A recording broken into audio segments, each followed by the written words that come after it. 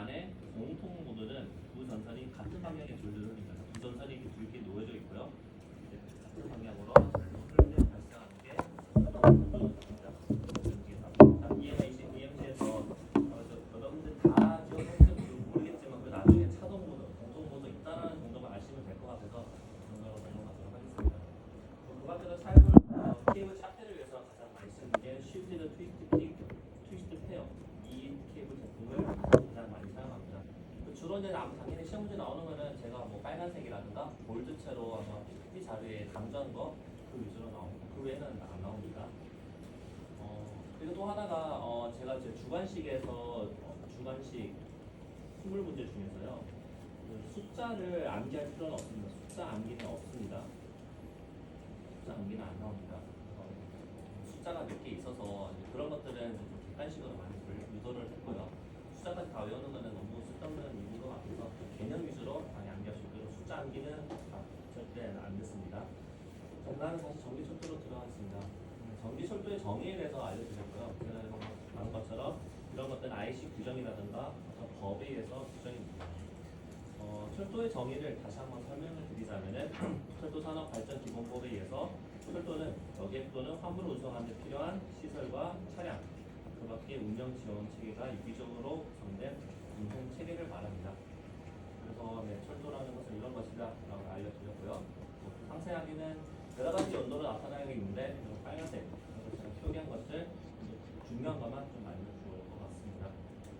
오늘은 좀 제가 천천히 말을 할게요. 왜냐하면은 제가 이 PPT 자료를 공유를 안 했기 때문에 빠르게 PPT를 하셔도 되고 천천히 얘기하겠습니다. 2004년도에 경북 고속철도 개설이 됐고 처음으로 일반 철도, 지하철 철도 시대를 열렸습니다. 그리고 2005년도에 지금 현재 여러분이 알고 있는 한국철도공사가 처음으로 발족이 되었습니다. 10년 정도 된 거죠. 또 이어서 더불어 주요 간선 장치가 발족이 되었습니다. 2004년, 2005년 시점이 중요한 시점이었습니다. 철도 역사에서. 다음으로는 철도의 설비입니다. 철도의 설비 여러 가지가 있었는데 가장 중요한 것은 선로입니다. 흔히 말하는 기찻길이라고 하죠. 그리고 이 선로는 단순히 기찻길로만 구성된 게 아니라 자세히 보시면은 노반, 그 노면으로 구성이 되어 있습니다. 노반이라고 하면은 일반적으로 땅이고 노면도 있습니다. 자세히 설명드리도록 하겠습니다. 그리고 이 순서를 보면은 제가 이 페이지 너무 많은 시간을 할애를 했죠. 사실 여기 있는 단어들은 다 그냥 외우시면 좋을 것 같습니다. 여기 있는 1번부터 11번까지 이 정도는 외우셔야 됩니다. 왜냐하면 이게 단순히 철도뿐만이 아니라 제가 볼 때는 송대전, 선로에도 이런 내용들이 비슷하게 많이 들어갑니다.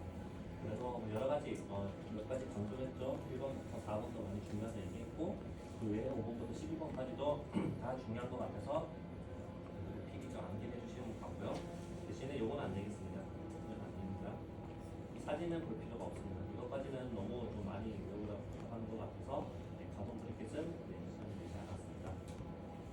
그 다음에 열차 운전 속도에 대한 구별이 있습니다. 자, 일반 철도가 있고 고속철도가 있고 초고속 철도가 있습니다. 이때 이 구분하는 점은 속도에 의해서 구분이 됩니다. 속도에 의해서 초고속 철도가 구별이 된다라고 알려드렸고요. 얘기하면서 SRT 얘기했죠. 그 다음에 그림이 또 두 번째로 또 나오게 됩니다. 보시는 것 같이 철도선로 그림이 있고요. 여러 가지 또 반복되는 것도 있고 중복되는 것도 있는데 가장 중요한 게 레일 침묵 도상은 여기서 궤도를 나타내고 계속 설명하시고 나옵니다. 그 밖에도 노반이 있고요. 노반이라고 하면은 지반, 노반, 그러니까 땅 같은 거를 노반이라고 합니다. 레일 침묵 도상은 궤도를 이루는 3대 구성 요소이고요.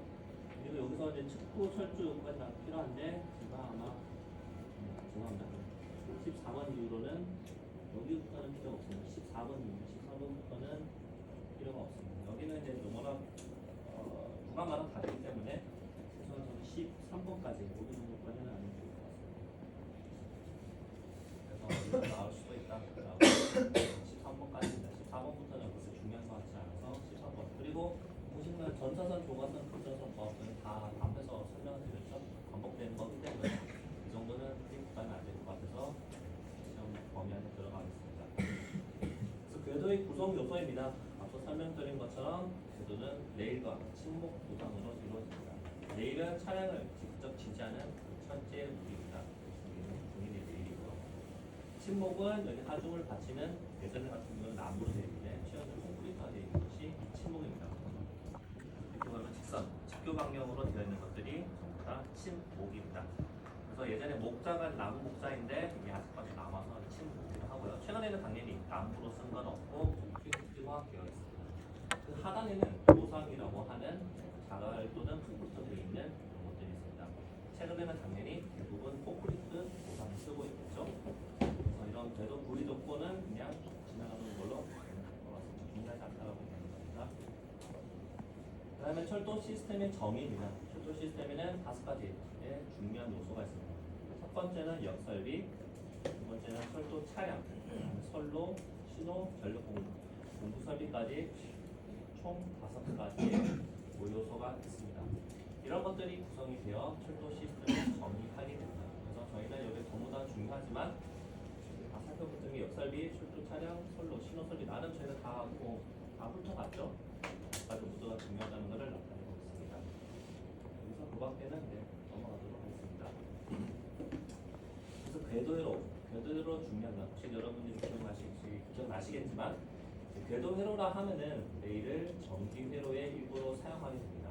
그래서 가장 중요한 것은 남쪽 레일을 단락 또는 단락 또는 오픈함에 따라서 열차의 유무를 최종적으로 검지하는 전기회로입니다. 즉 열차가 있다 없다를 판단하기 위해서 레일을 사용을 해서 궤도회로로 사용이 됩니다. 이런 것들이 궤도회로라는 이런 정의가 중요할 것 같고요. 궤도회로의 원리에 대해서 또 아시면 좋을 것 같습니다. 설명드린 것처럼 이런 한류 장치가 구성되어 있고 폐전로식, 계전로식이 있는데 뒤에서 설명드리겠습니다. 어쨌거나 이제 이 궤도회로는 정기적으로 절연이 되어 있습니다. 전류를 있다 없다를 판단하기 위해서 전류를 흐르는데 끊임없이 레일을 타고 가면 안 되기 때문에 궤도 절연을 통해서 양날을 개통시켜줍니다. 절연시켜주는 거죠. 그리고 또한 필요한 부분에는 이 레일 본드를 사용을 해서 복장을 적게로 하고 서로 연결을 시켜줍니다. 그리고 기본적으로는 이 전원 장치가 들어가게 되고요. 궤도 기정기를 이용해서 이게 열차의 유무를 판단하게 됩니다. 뒤에서 설명드리도록 하겠습니다. 자, 먼저 폐전로식에 대해서 다시 한 번 더 설명을 드리겠습니다. 폐전로식이 있고 대전로식이 있죠. 폐전로식 같은 경우는 전원 장치가 이렇게 있고요. 평상시에는 항상 전류가 흐르게 됩니다. 여기 보시는 것 같이 평상시 궤도 계정기를 통해서 항상 전류가 흐르는 것이 폐전로식입니다. 그리고 만약에 열차에 전류가 흐르게 되면은 궤도 계정기에는 전류가 흐르지 않습니다. 폐전로식 같은 경우에는 상시 전류가 흐르게 되고요. 상시 전류 온이랑 하고 그다음에 열차가 지나가는 경우에는 전류가 오프가 됩니다. 오프가 되냐면 여기 차륜을 통해서 열차의 전류가 차륜을 통해서 전장치로 바로 다시 돌아가기 때문에 궤도 계정기에는 전류가 흘러가지 않습니다. 이러한 방식을 폐전로식 궤도 회로라고 합니다. 그러면 계전로식은 무엇일까요? 계전로식은 여기 보시는 것 같이 평상시에는 전류가 흐르지 않습니다. 여기 보시면 전류가 절대 흐를 수 없는 구조인 거죠. 평상시에는 전류가 흐르지 않고 여기에 이제 차량이 들어오게 되면은 차륜을 통해서 전류가 흘러가게 됩니다. 이것이 가장 큰 차이점이고요. 이렇게 왜 그러면 폐전로식, 계전로식이 들어가냐라고 하면은 상시 보시는 것 같이 폐전로식 같은 경우는 전력 소모가 많은 단점이 있잖아요. 계속 전류가 흐르기 때문에 기기 고장 시에도 전류는 항상 낙하되어 안정축으로 동작한다. 즉 항상 전류가 흐르기 때문에 문제가 생기면은 전류가 안 흐르게 됩니다. 그런 것들을 뒤에서 얘기 나오지만 ACF라고 합니다. 이런 개념들이 있다는 것을 아시면 좋을 것 같습니다. 그다음에 궤도회로의 종류가 여러 가지 있습니다. 그래서 아마 제가 여러 슬라이드를 통해서 하는데 이 표 정도는 제가 나름 시간을 투자를 해서 정리를 한 거잖아요. 표 정도는 좀 눈여겨봤으면 좋을 것 같습니다. 이런 시간을 좀 두어서 지능기로 그리고 DC 바이어스, 고전한 임펄스, AF 궤도는 무전형, 유전형 그래서 어떠한 차이점이 있는지 여러분들이 최소한 제가 이런 거는 내진 않겠죠. 이거 뭐 하고 근데 이게 이렇게 설명을 해서 얘가 무슨 궤도 회로 방식인지는 물어볼 수가 있습니다. 근데 여기서 외워야 될 건 여기 5가지고요. 근데 뒤에 이제 내용을 알아야 답을 맞출 수 있기 때문에 궤도 회로 방식 종류에 대해서는 암기를 이해를 하시면 좋을 것 같습니다. 다음으로는 여기서 나오는 딱 하나죠. 단락정. 단락정의 개념만 아시면 좋을 것 같습니다. 단락 감도에 대해서는 제가 많은 시간을 설명하지 않았기 때문에 감도는 나타나지 않고 단락정 간단한 거니까 내용이 좋을 것 같습니다.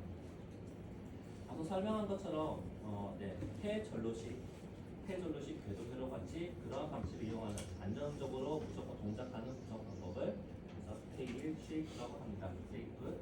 이거를 한국말로 적기 어려우시면은 영어로 작성하셔도 상관이 없습니다. 테일쉐이프 개념이 있다. 쉐이프는 되지 않습니다. 그 다음으로는 여러 가지 철도에는 신호기가 있습니다.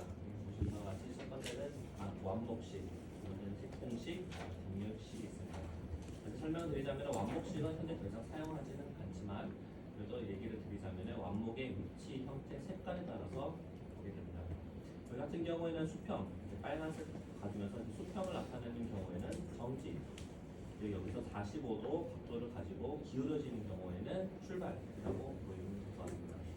색등식은 여러분들이 그냥 길거리에서 도로에서 볼 수 있는 빨간색, 노란색, 노란색, 초록색 그들을 신호기 등의 색깔에 따라서 신호를 현시하는 것이 색등식입니다. 그리고 마지막으로는 등열식이 있습니다. 등열식 같은 경우에는 신호기 등의 배치 위치에 따라 신호가 현시됩니다. 하단의 오른쪽과 같이 좌측으로 할 때는 이렇게 등열, 신호기 등을 배치를 시키는 거고요. 중앙은 일직선, 같은 경우는 좀 안정적으로 바로 알 수 있게 주지로를 형태를 나타내는 이런 것들을 등열식 신호기라고 합니다. 이제는 벡터리로 넘어가겠습니다. 벡터리는 이제 3주 동안 제가 강의를 드렸고 아무래도 내용도 벡터리에 대한 내용이 좀 거의 절반 이상이라고 보시면 될 것 같습니다. 시간도 많이 먹었고 제가 배울 때는 전기철도, 배터리, 전기 마지막으로 뵀던 기타 전기 응용 중에 배터리 같은 거 좀 제일 중요하다 봅니다. 점수도 여기 잘 많이 있고요. 그래서 먼저 이제 리튬 이온 배터리와 관련해서 제가 18150 LRD셀을 설명을 드렸습니다. 그래서 18150의 의미가 무엇인지 꼭 알아야 된다고 설명을 드렸습니다. 그 밖에도 21700 이런 것도 중요하죠. 이런 것까지는 아시면 되겠습니다. 얘 같은 경우는 현재 차세대 배터리 포맷인데 뒤에 숫자가 없습니다. 없는 같은 경우에는 셀을 지금 아직 안 정해진 거죠. 이거 없는 거. 이 숫자만 보더라도 얘가 무엇을 의미하는지 꼭 아시면 좋을 것 같습니다. 그 밖에도 현재 리튬이온 배터리의 최종 목표는 400kWh/kg 이상을 목표로 하고 있습니다. 그래서 계속 설명했습니다. 그래서 하지만 소재 기술 혁신은 없는 따라 못하는 게 불안하겠죠. 설명을 하겠습니다. 자, 이 페이지도 상당히 중요하다는 걸 제가 시간을 많이 드렸죠. 봤고요. 그 다음으로는 전지 구조입니다. 전지 구조 관련해가지고는 4대의 중요한 게 있습니다. 전지는 양극, 음극, 그리고 전해질, 분리막으로 이루어져 있습니다.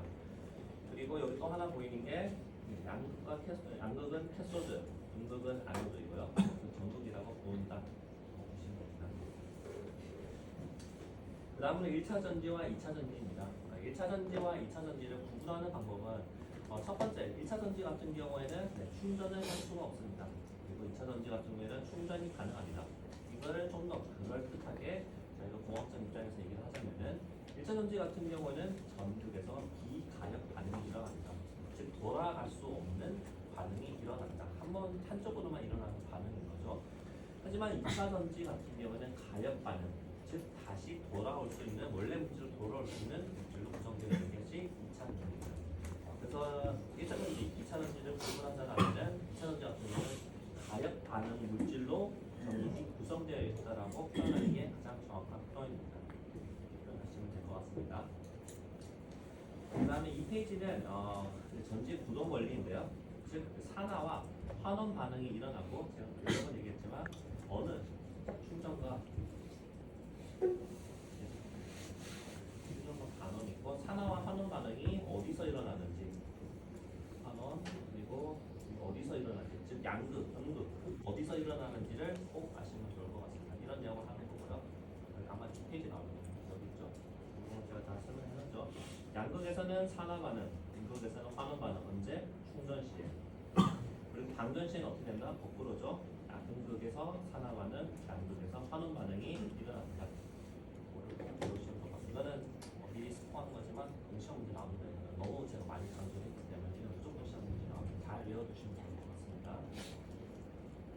그리고 네, 노벨 화학상 얘기 좀 오랫동안 얘기했죠. 승원 교수, 이명표 교수, 조승우 교수님 얘기를 했습니다. 이런 건 히스토리적으로 무엇이 다른지, 이 교수님별로 각각 무슨 차이점이 있고 어떤 것이 나아졌는지를 아시면 좋겠습니다. 이거는 아마 그냥 쉽게 외울 수 있기 때문에 스토리처럼 그냥 외우면 될 것 같습니다.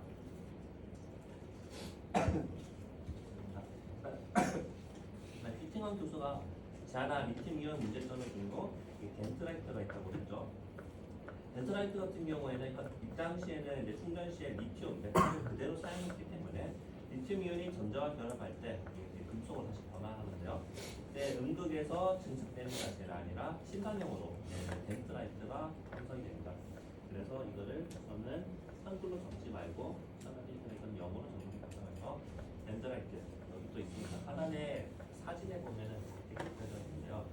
덴트라이트라는 거를 한글로 적지 말고 영어로 좀 외워달라고 부탁드렸습니다. 그래서 이 덴트라이트가 무엇을 하냐?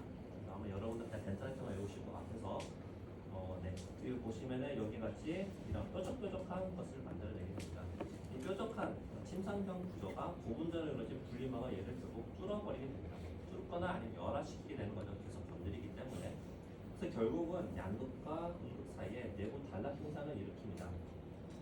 그를 통해서 여기서 이제 쇼크 현상이 일어나기 때문에 충전 중에 폭발이 일어나거나 아니면 전제 용량이 감소시킬 수 있습니다. 그래서 제가 생각하는 배터리 열폭주 사고의 원인 중 하나가 이 덴트라이트라고 보고 있습니다. 당연히 최근에 이제 양극 물질로 다시 이제 리튬 금속으로 돌아오고 있습니다. 그런 것 같이 다시 한번 또 다시 이 덴트라이트 문제가 또 다시 발생을 하고 있습니다. 그런 점이 있다가 알려드리고요. 다음은 볼타 전지입니다. 볼타 전지는 이것만 외우면 되겠죠. 어떻게 보면 너무 쉬운 거기 때문에 나머지는 다 그냥 개념입니다. 볼타 전지 같은 경우에는 금속이 이온과 전자를 보낼 때 고유의 전압에 의해서 결국 발생하는 원리를 발견했고 그것을 볼타 전지라고 명명이 되었습니다. 이런 빨간색 위주로 보시면 될 것 같고요. 다음으로는 압축전지입니다. 압축전지인데 제가 이거를 시험 문제 내려고 하다가 여러분들 멘붕 올 것 같아서 이거는 시험 문제 안 낼게요. 그 압축전지가 있다라는 것 정도만 아시면 좋을 것 같고요. 압축전지. 그 다음에 리튬이온의 다양한 형태가 있습니다. 이건 결국은 최종 패키징 형태인데요. 여기 보시면 크게 세 가지 형태가 있었습니다. 첫 번째는 병, 두 번째는 파우치, 세 번째는 원통형이 있습니다. 이 페이지가 이제 그림이 글씨가 좀 작아서 좀 비중이 낮아 보이는데 생각보다 이 페이지가 중요합니다. 그래서 이것도 아시면 좋을 것 같고요. 각형 배터리 같은 경우에는 단단한 알루미늄 캔으로 이루어져 있습니다. 이건 주로 중국에서 많이 만드는 생각을 보고요.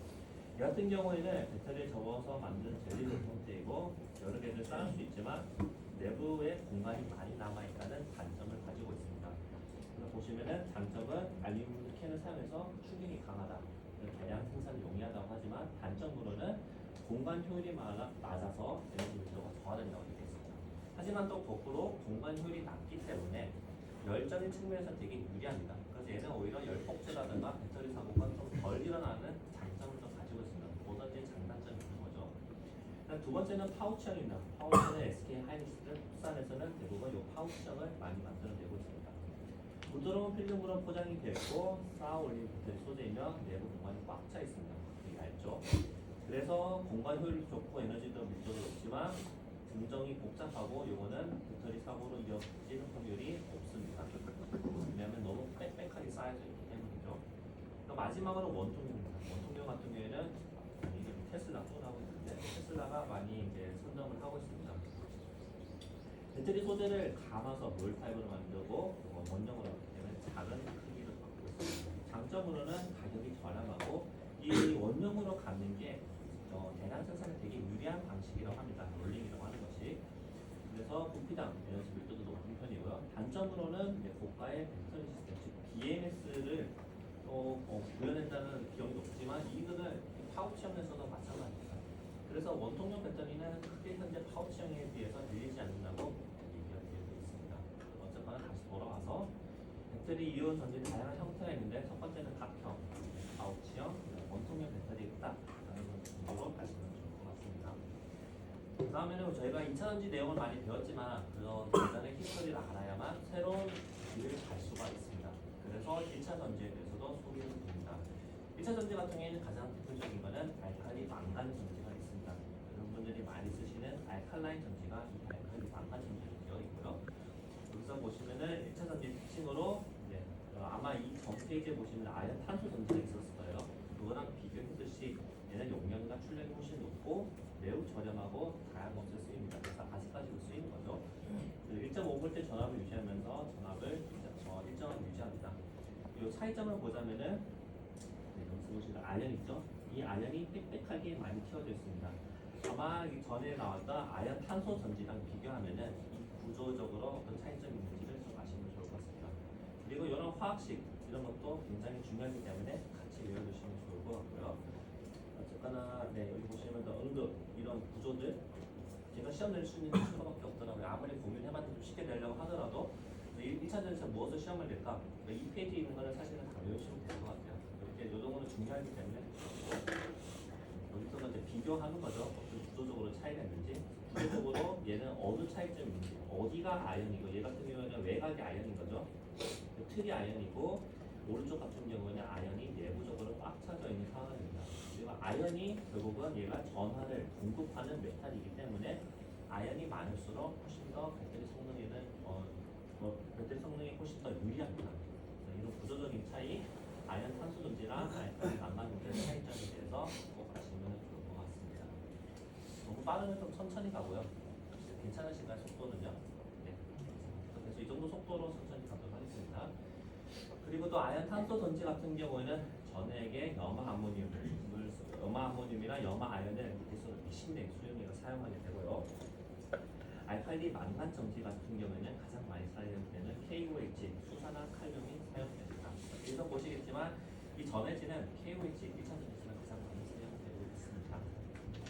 그 다음으로는 2차 전지입니다. 저 2차 전지 많이 배웠죠. 계속 말했던 리튬 이온 전지고요. 그리고 당연히 이런 식들도 중요하고 여기 있는 모든 것들이 사실 다 중요합니다. 앞서 말했던 1차 전지 알칼라인 전지 그 슬라이드랑 2차 전지 슬라이드가 매우 중요하다고 다시 한번 말씀드리겠습니다. 여기 사실 이게 모든 게 나타나 있거든요. 리튬 이온이 움직이는 방식, 움직이는 방향, 스태킹하는 거, 그다음에 이런 식들도 나와 있고, 그다음에 양방향 층간사기라는 이런 단어도 나와 있습니다. 뒤에서 당연히 다시 한번 설명을 드리겠지만 이런 슬라이드들이 생각보다 중요하다라고 이야기드리겠습니다. 그다음에 리튬 이온의 전지의 종류에 대해서 또 알아야 될 것 같습니다. 저희가 많이 배우는 게 3원계 리튬 이온 전지인 거죠. 그래서 우리 같은 경우는 국산에서 대부분 3원계 리튬 이온 전지로 많이 간다고 얘기드렸고, 최근에는 같은 3원계이지만 니켈의 리튬 이온 전지로 많이 가고 있습니다. 이 이유는 그래서 코발트의 함량을 줄이게 되고 그리고 니켈 함량을 올리게 됩니다. 성능적인 측면에서는 조금 떨어질 수 있지만 니켈이 코발트보다 훨씬 더 저렴을 하기 때문에 니켈의 비율을 훨씬 더 높이는 니켈계 이온 전지, 즉 LCA계라고 NCA계라고 얘기를 하고요. 3원계 똑같이 얘기하면 니켈, 망간, 코발트 계로 나타나게 됩니다. 하고 또 하나가 또 중요한 게 요거로 또 리튬 인산철인데요. 이거는 당연히 중국에서 많이 사용되기 때문에 저희 나라에서는 지금 롯데 에너지인가요? 롯데 에너지인지 롯데 케미컬인지 그 회사에서 최근에 개발이 되어 있고, 리튬 인산철을 모르면은 배터리 사용하면서 살아남기 없기 때문에 그런 개념들을 다 지어주면 좋을 것 같습니다. 제가 말했지만 숫자는 이런 거는 시험 문제 안 나옵니다. 이건 너무 치사한 것 같아가지고. 그 다음으로는 에너지 개념입니다. 이건 연력합 법칙, 제가 이제 온라인 강의 시간을 통해서 알려드렸고요. 시험 보는 건 다시 에너지 개념이 나옵니다. 에너지가 무엇인지 일을 할 수 있는 능력과 열을 감당할 수 있는 능력이고, 이때 단위는 에너지입니다. 제가 여러 번 하지만 어떤 숫자를 적을 때는 오히려 숫자를 적는 것보다 저는 단위가 중요하다고 생각합니다. 단위들을 다 꼭 아셨으면 좋을 것 같고요. 그래서 이 에너지의 크기의 단위는 혹시나 에너지 또는 줄을 사용하면 됩니다. 그래서 앞서 이런 에너지들은 서로 다른 형태로 여러 가지 변화하지만 전기든 열이든 변화하지만 결국 최종적으로 변화 전후의 에너지량은 보존이 되기 때문에 이런 것을 에너지 보존이라고 합니다. 여기는 X라고 이해할 수 있고요. 조금 더 궁금하면 제 온라인 강의 시간 좀 한 번 더 봐주셔도 되는데 이 페이지 중요하지 않기 때문에 넘어가도록 하겠습니다.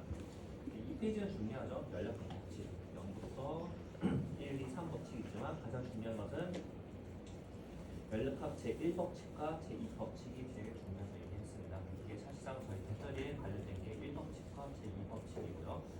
그리고 정말 1법칙과 제2법칙을 설명하기 위해서는 당연히 먼저 개념을 어느 정도 알아야 될 것 같습니다. 첫 번째는 시스템입니다. 시스템과 주위, 서라운딩, 경계 바운더리, 그리고 우주, 유니버스. 됐고 제가 이거를 교실로 표현을 해가지고 했던 걸 아마 기억하실 겁니다. 그 시스템이라고 하는 즉 개라고 하는 것은 관심이 있는 공간상의 깊이 또는 영역입니다. 즉 제가 관심 있는 영역은 이 교실의 한정표였습니다. 이러한 것을 시스템이라고 하게 되고요.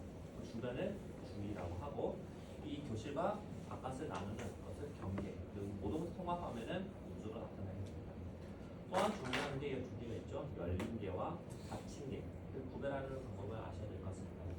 열린 개 같은 경우에는 질량 자체가 왔다 갔다 하게 되는 거고 닫힌 개 같은 경우에는 에너지만 왔다 갔다 합니다. 그렇다고 열린 개는 에너지가 왔다 갔다 하면 아닙니다. 열린 개도 질량과 에너지 둘 다 왔다 갔다 하게 됩니다. 그래서 크게 얘기하자면 얘는 리튬 이온 배터리 LIB라고 보시면 되고요. 얘는 수소 연료 전지라고 보시면 될 것 같습니다. 수소 연료 전지 같은 경우에는 외부에서 산소가 들어오기 때문에 내부에 충전되어 있는 수소가 산소랑 반응을 해서 외부로 산소가 들어오게 되고요. 산소가 들어오고 외부로 물이 나가게 됩니다. 당연히 질량 변화도 있는 거죠. 이런 어떤 물질 자체가 왔다 갔다 하기 때문에 이걸 열린 개라고 표현을 하게 되고 리튬이온 배터리 같은 경우에는 내부적으로만 사실 순환을 하고 산화하는 과정이 일어나고 있는 거죠. 에너지만 왔다 갔다 하기 때문에 리튬이온 배터리 같은 경우에는 닫힌 개라고 표현을 할 수가 있습니다. 그 다음으로 또 중요한 게 연력가치 이법칙입니다. 제가 엔트로피에 대해서 설명을 드렸고요. 엔트로피 같은 경우는 열량과 온도가 표현될 수가 있습니다. 연력가치 이법칙을 다시 한번 설명을 드리자면 연력가치 이법칙은 무질서에서도 엔트로피는 항상 증가한다. 그래서 우주는 항상 이렇게 확률이 높은 상태로 변하게 됩니다. 즉 돌은 모래로 변하게 되고 물에 잉크를 넣으면 가만히 있는 게 아니라 퍼져나가게 됩니다. 즉 아주 자연스러운 순리적으로 가는 것이 우주의 엔트로피는 항상 증가한다라고 공학적으로 표현할 수가 있습니다. 자발적인 반응이 진행되고 이거를 결국은 얘기하자면 얘는 당전입니다. 당전이 결국은 엔트로피는 항상 증가하는 경향이기 때문에 당전은 어쩔 수 없이 일어나는 거다라고 설명드립니다. 그 다음은 깁스 자유 에너지가 있습니다. 앞서 설명드렸던 엔트로피 같은 경우에는 이게 이제 자발적 반응인지 비자발적인 반응에 대해서 설명을 할 수가 없습니다. 그래서 반응의 자발성을 판단하기 위해서 깁스 자유에너지라는 개념이 또다시 들어갑니다. 아까 앞서 설명드렸던 엔트로피 개념이 여기에 포함되는 개념이고요. 이게 이거보다 더 다 포함시키면은 반응의 자발성까지 판단하기 위해서 깁스 자유에너지라는 개념이 꼭 들어가 있습니다. 깁스 자유에너지는 엔탈피, 온도, 그리고 엔트로피로 구성이 되어 있습니다. 변화를 통해서 이러한 식이 나타나는 걸 알 수가 있고 어떤 상태에서 자발적인지 그리고 비자발적인지에 대한 이런 식들도 아시면 좋을 것 같습니다. 정도로 한번 넘어가겠습니다. 다음으로는 기전력입니다. 기전력 하면 아마 바로 생각나시는 게 여러분이 얘기했지만 수소일 겁니다. 이 산화와 환원 반응이 일어날 때 어떤 기준점이 있어야 됩니다. 그 메탈이 이제 금속의 전이가 있어야 되는데요. 금속 전이의 표준을 수소로 두었습니다. 과학자들이 정한 거죠. 수소를 기준으로 해서 어떤 데서 산화가 잘 일어나고 환원이 일어나는지 그리고 수소를 기준으로 해서 이 전압값을 구하게 됩니다. 수소는 당연히 환원 반응 0V라고 그 기준으로 봤을 때 수소보다 환원이 잘 일어난다, 덜 일어난다 했을 때 이런 숫자들이 나타나게 됩니다. 하지만 저는 이제 숫자들이 나타난다고 얘기 안 했기 때문에 기전력이라든가 이런 단어 위주로 좀 아시면 좋을 것 같습니다. 그래서 중요한 거는 표준 상태에서 수소를 기준으로 한다. 이게 이제 모든 게 기전력입니다. 그 다음에 양극 물질의 종류입니다. 여러 가지 양극 물질이 있는데 그 중에 이거를 또 구조적으로 나눌 수가 있습니다. 중요한 페이지이기 때문에 오늘 한 번만 더 설명을 하도록 하겠습니다. 첫 번째는 층상 구조입니다. 층상 구조는 말했던 흑연으로 구성이 되어 있고 주로 흑연이죠. 여러 가지 층으로 되어 있습니다. 이 층이 이제 이렇게 흑연이 파란색이라고 보시면 될 것 같고요. 죄송합니다. 이거 양극이죠. LCO죠. LCO. 리튬 코발트 옥사이드 같은 경우에는 층상 구조 같은 경우에는 파란색이 LCO 구조이고요. 이게 층상 구조로 되어 있기 때문에 리튬 이온이 이렇게 차곡차곡 들어가게 됩니다. 초록색이 리튬 이온이라고 보시면 되고요. 얘 같은 경우에는 많은 게 들어갈 수가 있습니다. 생산적으로 많은 리튬이온이 들어갈 수 있는 구조인데 또 단점으로는 이 리튬이온 얘는 기둥이 없기 때문에 리튬이온이 빠지게 되면 이 층산 구조가 무너지게 됩니다. 그래서 결국 충망전을 반복하면 반복할수록 이 층산 구조는 무너질 수밖에 없기 때문에 결국적으로 시간에 따라 구조가 붕괴됩니다. 그래서 상대적으로 낮은 용량을 가진다고 하고 다른 것에 비해서 구조가 붕괴되는 가장 큰 단점을 가지고 있습니다. 하지만 장점으로 보자면은 안정된 사이클 구성, 많은 리튬을 넣고 뺄 수가 있고 높은 리덕스 전압. 리덕스가 하면은 리덕션과 산화과 옥시데이션,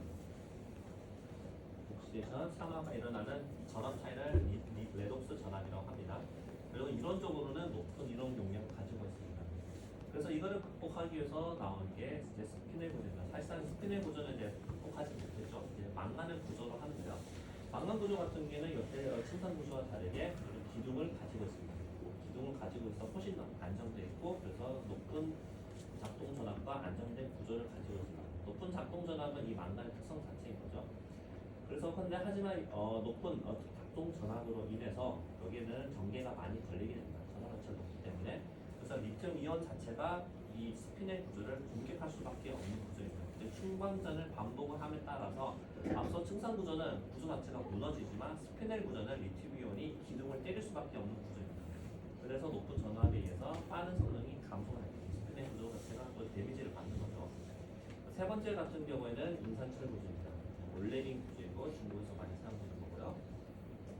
이 같은 경우에는 아까 층산 구조와 다르게 이렇게 기둥이 다 있습니다. 기둥이 다 있어서 안정된 구조를 가지고 층산 구조와 대비해서 층산 구조는 2D, 2차원적으로 다 들어가죠. 얘는 1차원적으로 선으로 지금 적층이 되고 있습니다. 또 나는 우선 사이클 특성을 가지고 있고요. 하지만 이제 층산 구조 대비 선으로 들어가기 때문에 낮은 용량을 가지고 있고 낮은 전기 중도도를 가지고 있습니다. 그럼에도 불구하고 구조적으로 무너지지 않는 충만전을 여러 번 반복해도 성능이 감소되지 않는 큰 장점을 가지고 있기 때문에 최근에 이런 원래진 구조, 인산철 구조를 많이 채택을 하고 있습니다. 그다음 마지막으로는 리튬 리치 층산 구조입니다. 이 층산 구조 같은 경우에는 앞서 말했던 층산 구조, LCO에서 일부분이 더 부셔져서 리튬을 여기도 채울 수 있게 만듭니다. 그래서 많은 리튬이 들어갈 수 있고요. 거꾸로 당연히 단점으로는 쉽게 무너지겠죠. 여러 번 충만전을 하면은. 그리고 여기는 이 층산 구조가 여기보다 끊어져 있기 때문에 낮은 전기도와 낮은 합재 목표도 가지는 단점을 가지고 있습니다. 양극물질 구조 너무 중요하기 때문에 페이지도 그냥 외워주신다고 보시면 될 것 같습니다. 그다음 양극 제조는 양극은 알루미늄 폴리로 만들어 있고 응극은 계속 설명드리겠지만 구리로 만들어집니다. 양극은 알루미늄과 함께 이 도전제인 카본 블루가 양극 활물질, 어떤 LCO라든가 인산철 이런 것들이 들어가고 마지막으로 바인더, 이 PVDF가 들어가게 됩니다. PVDF는 뒤에서도 얘기했지만 가장 많이 쓰이는 바인더이고요. 이를 통해서 양극 제조를 합니다. 어떻게 만드냐? 도전제 양극 활물질 바인더를 이렇게 믹싱을 시켜서 스너리 형태로 만들고 그거를 이 알루미늄 포일 위에다가 고를 시켜서 얇게 펼치는 형태로 양극 제조가 될 거고요. 그래서 아까 말했던 배터리의 4대 구성 요소 중 양극재 얘기가 끝났기 때문에 이제는 음극재입니다. 음극재는 제가 아시는 게 두 가지거죠. 천연 흑연과 인조 흑연이고 두 번째는 실리콘입니다. 차이점은 또 아시면 좋을 것 같고요. 어떤 차이점이 있는지 숫자적으로 어떤 게 좋은 건지. 인조 흑연 같은 경우에는 고수명이다. 천연 흑연 같은 경우는 고용량이다. 실리콘도 고용량이고요. 하지만 실제로 많이 쓰이는 거는 인조 흑연이다. 이게 많이 쓴다고 있습니다. 그 이유는 안정적인 측면, 안정적인 출력을 또 가지고 또 고수명이기 때문에 인조흑연을 쓸 수밖에 없는 구조입니다. 하지만 최근에 대해서 얘기했지만 가격적인 압박 때문에 천연흑연은 어쩔 수 없이 조금 믹싱해서 인조흑연과 같이 사용되고 있습니다. 그리고 이 페이지는 이제 두 가지가 기억이 나시죠? 전자에너지 준위가 있고 전극 전위가 있습니다. 그래서 이 전자에너지 준위가 무엇인지, 전위가 무엇인지 그 차이점을 아시면 좋을 것 같습니다. 네. 너무 속도 괜찮은가요? 잘 따라오고 계신가요? 페이지 수가 많아가지고 힘드시겠지만 거의 다 끝나갑니다. 그리고 응급의 또 구성 요소 중에 하나가 동방입니다. 동방 요약해서 이제 두 가지 생산 방식이 있다고 했습니다.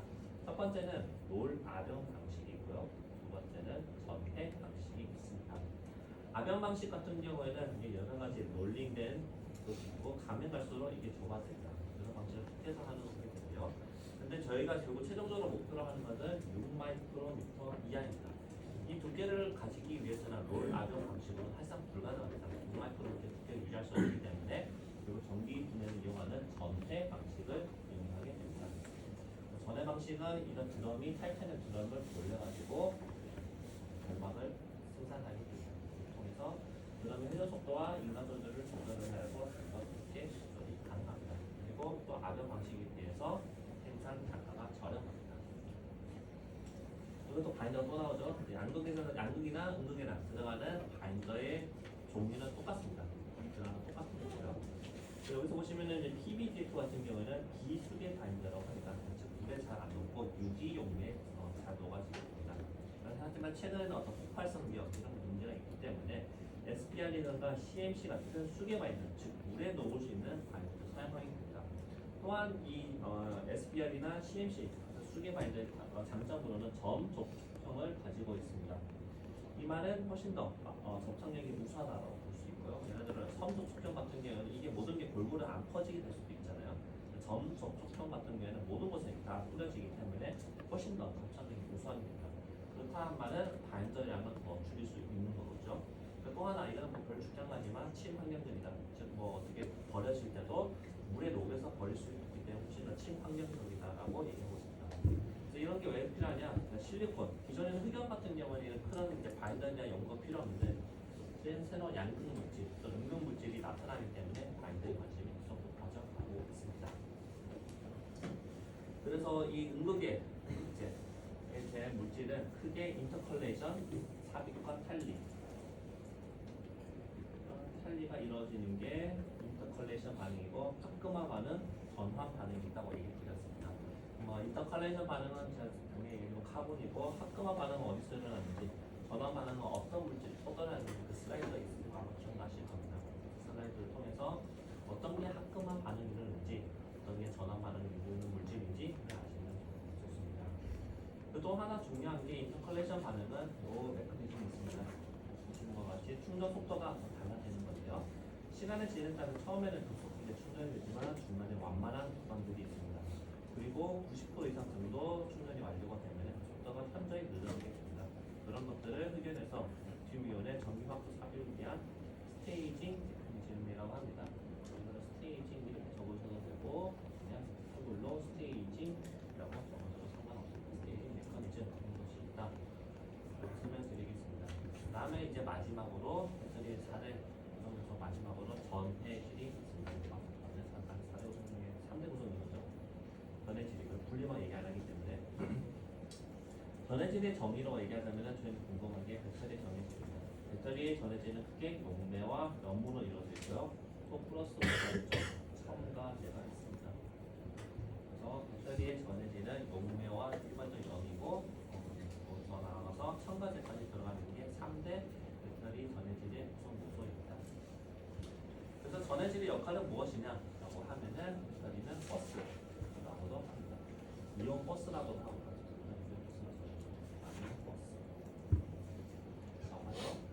이온을 배달시켜주는 역할을 합니다. 순서에 대해서 다시 한번 설명을 드리자면은 리튬 이온이 전해가 결합되고 처음에는 결합이 돼서 이렇게 결합이 됩니다. 두 번째는 전기에 따라서 리튬 이온이 음극으로 이동하게 되는 거죠. 마지막으로는 리튬 이온과 전해기 다시 분리가 일어나게 됩니다. 잘 분리가 일어나서 음극에다가 리튬을 잘 전달하는 게 전해질의 목적입니다. 거꾸로 일어날 수도 있는 거죠. 하지만 음극으로 이동하든 양극으로 이동하든 어쨌거나 리튬 이온과 전해는 결합과 분리를 반복을 한다라고 아시면 될 것 같습니다. 그 다음에 전해질의 요구 특성입니다. 전해질은 크가지, 4가지 타입으로 나눠지고요. 첫 번째는 액체 전해질, 두 번째는 이온 전해질, 세 번째는 일반적으로 말하는 고체 배터리라고 하는 교체 전해질이고요. 네 번째는 최근에는 재분단 전해질이 있습니다. 현재까지 상용화된 것은 상용화 때까지 하지만 많이 하는 게 고체 전해질인데 현재 젤 타입으로 하는 것을 현재 연구소에서 많이 배우고 있습니다. 그 차이점에 대해서 다시 한번 설명드리자면 액체 전해질은 물이라고 보시면 될 것 같습니다. 그래서 이온 점도도가 매우 높습니다. 매우 높고요. 저온 특성에서는 양호합니다. 즉 그냥 얼음이 된다고 보시죠. 물이 얼으면 얼음이 되는 거죠. 얼음이 되면 점도도가 조금 떨어질 수는 있지만 거기는 안정하다고 얘기합니다. 하지만 고온에서는 열악합니다. 왜냐하면 부글부글 끓어오르는 거죠. 부글부글 끓어오르기 시작하면은 이게 기체화되기 때문에 위험하다고 생각합니다. 그래서 고온에서는 열악하다고 얘기합니다. 이온선 액체 전해질과 고체 전해질은 약간 이 두 개는 비닐이라고 보시면 될 것 같습니다.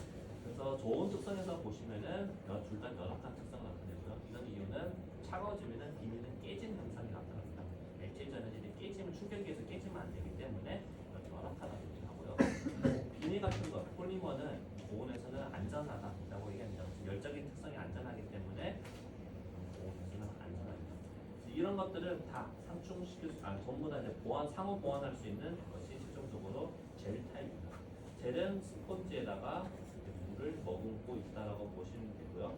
이게 젤 타입이고요. 이런 것이 보면은 모든 게 이온 전도도 적당하게 높고 저온도 비교적 양호, 온도도 비교적 양호, 모든 특성이 좋기 때문에 고체전은 이제 다음으로는 젤 타입이 되지 않을까라고 연구소에서 얘기했습니다.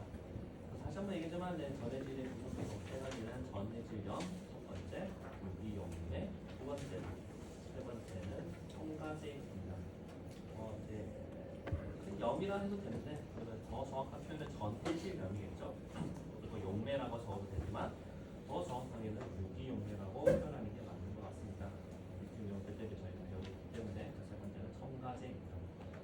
그다음 마지막으로 첨가제에 대해서 얘기하는 건데요. 첨가제에서 불이 만나는 게 중요하기 때문에 이게 난연 첨가제입니다. 얘는 이제 불을 쉽게 붙이지 않는 첨가제라고 보시면 될 것 같고요. 그래서 가장 중요하게는 이 PFM이 더 들어가게 되면 불이 잘 붙지 않습니다. 리튬 PF6에만 들어가게 되면 불이 나죠. 붙고 있는데 PFM 물질을 하나 더 첨가해가지고 이게 이제 난연 첨가제인 거죠. 잘 안 붙는 거를 논문 결과를 통해서 확인할 수가 있습니다. PFM이 중요하다. 물질 하나 사모도 물이 그냥 붙는다.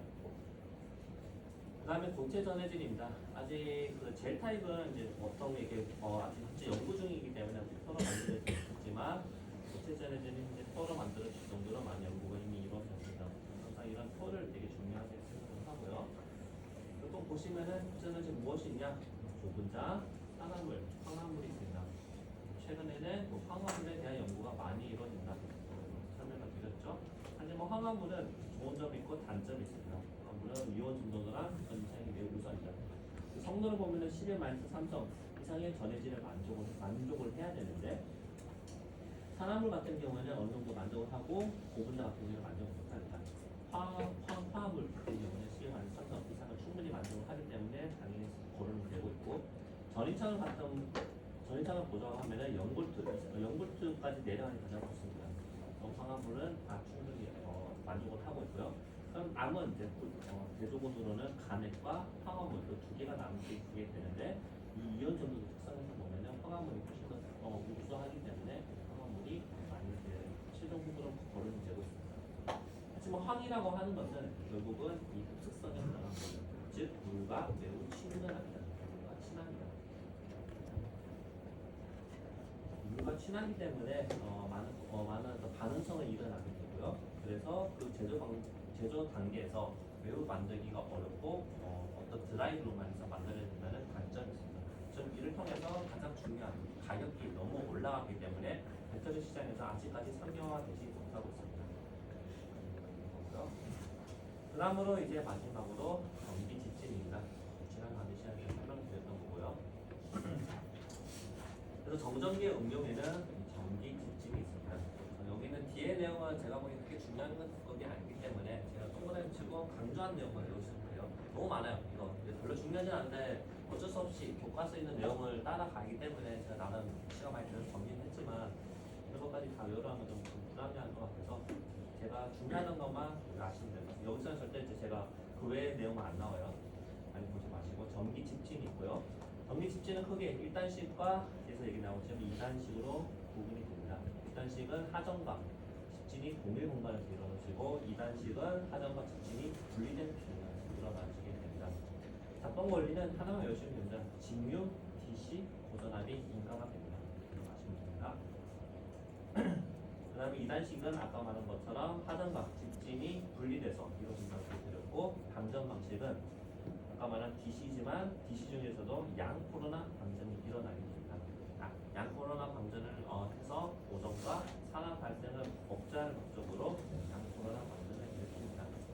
왜냐면 일반적으로 제가 설명드렸지만 음이 훨씬 더 안정적이긴 하지만 음은 결국 오전을 발생을 하게 됩니다. 그래서 공기청정용 2단식 집진기 구조 같은 경우에는 양코로나 방전을 하게 됩니다. 내부에서 사용하기 때문에 그러므로 여기서는 아셔야 되는 게 DC 전원 장치, 비교했지만 결국 사용되는 것은 얘다. 그리고 최종적으로 이걸 더 극복하기 위해서 사용되는 것은 DC 펄스 시스템이다. 그래서 이렇게 이 정도까지 하시면 좋을 것 같아요. DC를 굳이 쳐다볼 필요도 없고요. DC 특성, 최종적으로 DC 펄스 시스템을 결국 사용하게 됩니다. 그리고 이거는 제가 시간 많이 하겠습니다.